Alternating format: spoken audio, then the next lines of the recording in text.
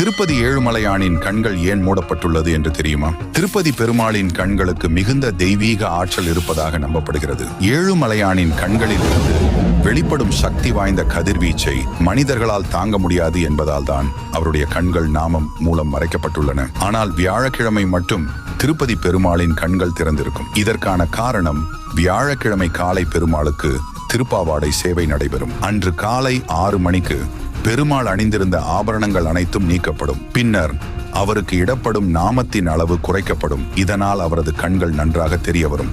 வெங்கடேச பெருமாளுக்கு எதிராக மலை போல் புளியோதரையை குவித்து வைப்பார்கள். இந்த புளியோதரையை நேராக கருவறையில் உள்ள பெருமாளுக்கு நிவேதனமாக படைப்பார்கள். வியாழக்கிழமை அபிஷேகத்தின் போது திருப்பதி ஏழுமலையான் அவருடைய 3வது கண்ணை திறக்கிறார் என்பது ஐதீகம். அதனால் வியாழக்கிழமை அன்று பக்தர்கள் திருப்பதி ஏழுமலையானின் கண்களை நன்றாக தரிசிக்க முடியும்.